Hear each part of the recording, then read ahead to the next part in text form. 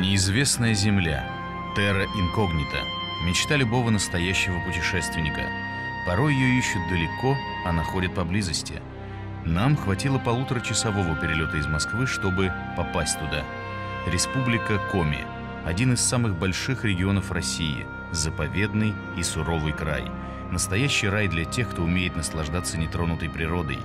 Впереди нас ждет знакомство с богатой историей, национальными традициями, легендами и тайнами этой земли. Без особого преувеличения – неизвестной земли. Был опрос в Москве и в Санкт-Петербурге. Знаете ли вы, что такое Республика Коми? Ну, вот из, условно говоря, 100 человек только 4 или 5 человек смогло что-то вспомнить, связанное с этой территорией. Там один человек вспомнил, что здесь выпускается бумага «Снегурочка», и оказалось, что это продавец канцелярских товаров. Другой человек был военным, и, видимо, здесь просто служил или еще что-то. А третий человек оказался спортсменом-альпинистом и, видимо, просто ходил в походы или где-то что-то об этом слышал. Таким образом, мы зафиксировали ситуацию, что про Коми действительно просто ничего не знают. Знакомьтесь, Сыктывкар, столица Республики Коми. Первое, что бросается в глаза тем, кто впервые оказался здесь, это надписи на двух языках – русском и коми. Национальная самобытность себя практически ничем больше не выдает. Во всяком случае, в городской среде. Поставленный здесь недавно памятник одной из букв коми-алфавита, похожий на букву «О» с двумя точками, особой погоды не делает. Еще с советских времен тем, кто решился на путешествие по этому краю, туристические справочники подсказывали, что на его обширной территории располагаются десятки нефтяных и газовых месторождений, большое число предприятий угольной и горно-рудной промышленности. Но в наши времена здесь решили задействовать еще один ресурс, которым не менее богат этот край – красота и нетронутость здешней природы. Мы считаем, что это один из основных козырей республики. Это действительно природа, да? И сам Бог велел нам развивать это направление, и в том числе именно эко-туризм, потому что это основное богатство республики, и ее нужно и, во-первых, и сохранить, а во-вторых, использовать.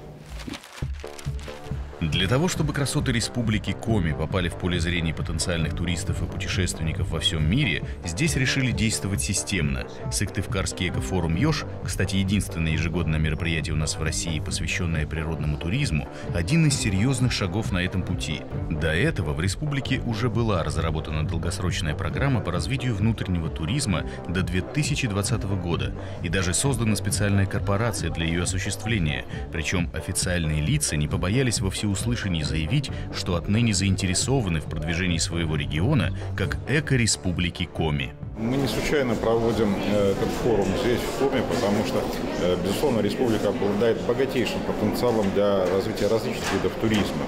Не только экологического, культурно-познавательный, активный вид туризма. Для участников и гостей «Ежа» форум начался с торжественного открытия, а вот для группы журналистов – с настоящего путешествия, чтобы они на собственной шкуре смогли почувствовать, чем активный отдых отличается от привычного пляжного варианта. Не обошлось и без приключений. Правда, для некоторых участников пресс-тура начались они еще днем раньше, когда в аэропорту Сыктывкара выяснилось, что багаж с личными вещами успешно потерян в Шереметьево. Но отсутствие подобающей одежды – это еще не повод отказаться от удовольствия сплавиться по заповедной реке Сысола до знаменитого и старейшего в республике села с удивительным именем Иб. Последние годы бум, взрыв. Сейчас на реках не меньше народу, чем это было в 70-е, 80-е годы прошлого века. Это говорит о том, что это направление очень востребовано и очень перспективно. А уж как распорядиться этим спросом Республика Коми, это вопрос второй, это вопрос технологий. Боюсь, что она самостоятельно, без помощи федерального центра, будет испытывать большие сложности. Но Но трудностей здесь не боятся. Пример тому созданный с подачи правительства Республики Коми финно-угорский этнокультурный парк, с посещения которого, кстати, и началась экспедиция журналистов. Планируется, что когда работы здесь будут окончательно завершены, то на площади чуть больше 2 квадратных километров разместятся объекты, представляющие культуру не только народностей, населяющих Коми, но и всех входящих в финно-угорскую группу. А пока, как и положено организованным туристам, в сопровождении опытного проводника участники пресс-тура смогли познакомиться с национальной одеждой Коми, предметами быта и орудиями труда и посетили настоящее Коми-подворье.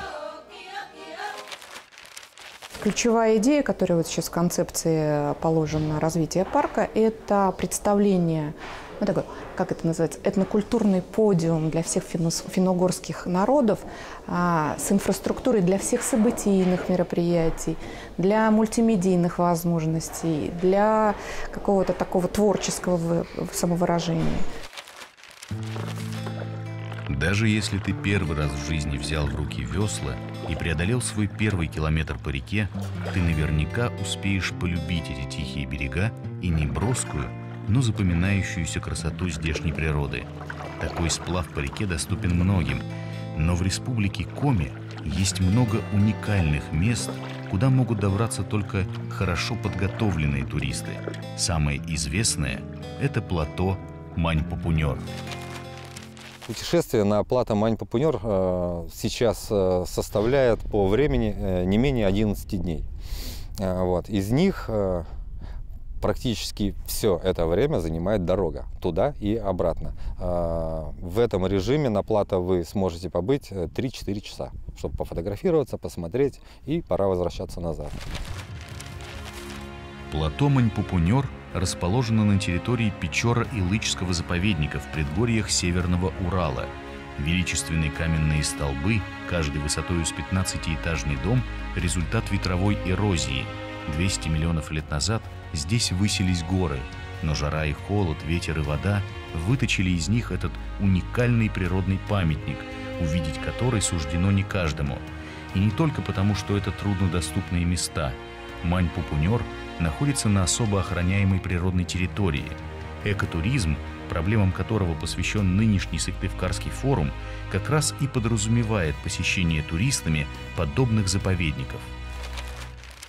На этом плато одна из самых-то главных достопримечательностей даже не эти столбы, а покров, мхи. А для того, чтобы сохранить их, топтать-то нельзя. Вот там должны быть экологические тропы. Вертолет приземлился, а дальше должно быть деревянные. И только определенный маршрут, как везде в мире. Под ногами долгожданная земля. Но это еще не конец маршрута и даже не короткая передышка, а настоящее испытание. Главное условие простое. Того, кто завязанными глазами не сможет пронести на весле 2 наполненные водой кружки, дальше с собой в плавание не возьмут. Такова традиция и точка. Шутка это или нет, проверить на себе никто из участников похода не решился. И поэтому, разбившись на 2 команды, с энтузиазмом взялись за дело. Наградой за чудеса эквилибра с веслами стала не победа в состязании, а призовые туристические яблоки. И финал – посвящение в настоящие байдарочники. Клянемся бросать диван и выйти из-за компьютера. Клянемся бросать диван и выйти из-за компьютера. Клянемся, клянемся, клянемся. Вот теперь ура! По такой реке можно было бы плыть и плыть, но маршрут завершен, байдарки останутся сохнуть на берегу, а путешественников ждет впереди древнее село Иб. Это село существует первое письменное упоминание 1586 год, а чуть поселилось в наших местах со 2 века до нашей эры. И неужели такую красоту можно позволить разрушить? В Республике Коми, в том числе в нашем селе, можно очень многое показать. Те экскурсии, которые я на сегодняшний день провожу, конечно, показывают 1-2% того богатства, которое мы имеем. Прогуляться по селу Иб не так уж и просто. Расположено оно на 7 холмах, включает в себя 13 деревень и протянулось вдоль берега реки Сысола на целых 15 километров. Можно заплутать. Хорошо, что на помощь пришел экскурсовод, хотя язык не поворачивается назвать эту женщину так. Правильнее – народный экскурсовод, или даже еще точнее – экскурсовод из народа. Экскурсии, которые до этого проводились, не понравились, а те, кто знает, что у меня просто подвешен язык, и мне попросили, чтобы, ну, грубо говоря, просто иногда людям бывает не скучно меня послушать. Вот и все. Я не экскурсовод вот как таковой, просто вот в таких вот случаях, когда приезжает кто-то, кто будет задавать вопросы, ну вот ставят тогда немножко меня. На взгляд искушенного туриста достопримечательностей в селе не так уж и много, но колорит его неповторим. Свято-Вознесенский храм, действующий женский монастырь, возведенный в честь Серафима Саровского, и даже свой историко-этнографический музей. И все же главным достоянием этих мест является не это. Я думаю, что не только в нашей республике, но и в России мало таких сел, в которых есть 10 святых источников, в которых есть на сегодняшний день действующих там 4 часовни, и в которых происходит вот этот процесс восстановления, настолько явно показывающий приверженность людей к идеям духовного своего развития. Вот. Здесь уникальная акватерритория. В окрестностях села когда-то било около 200 ключей. Еще с одной достопримечательностью, причем не только села Иб, но и всей республики Коми, мы познакомились в эколагере «Ёж», первом инфраструктурном объекте, созданном специально для любителей активного отдыха. Шанги. Наверное, самое популярное национальное угощение, с начинкой на все вкусы, с грибами и картошкой, с крупой и брусникой. Готовят их по традиции из ржаной муки и выпекают в настоящей деревенской печи. ИП, он относится, без сомнения, относится к таким вот единицам российской вот нашей территории, да, которая кардинально отличается от другого вот уклада, от той суеты, от того ритма, в котором живет большинство общества. И вот ИП, он каким-то чудесным образом может до сих пор сохранять в себе вот этот очень строгий, очень скромный и одновременно с этим очень правильный уклад жизни. Для одних экотуризм – удовольствие и отдых, для других – работа. Природный туризм делает в республике первые шаги, но даже это меняет к лучшему ситуацию с занятостью населения. В селе Иб вкусную выпечку по заказу финно-угорского этнокультурного парка готовят местные умелицы. Накануне тесто сделала, начинки сделала, все в холодильник. Утром надо, вечером еще перед сном, каждую лепешку надо раскатать ровненько, чтобы все были, чтобы одинаковые. Одному маленький достанется, другому побольше. Нет, не то. Форум еще продолжал работу, а вот журналистский пресс-тур, к сожалению, подошел к концу. Гостеприимный Ёж помог многое увидеть, но еще больше осталось для будущих путешествий.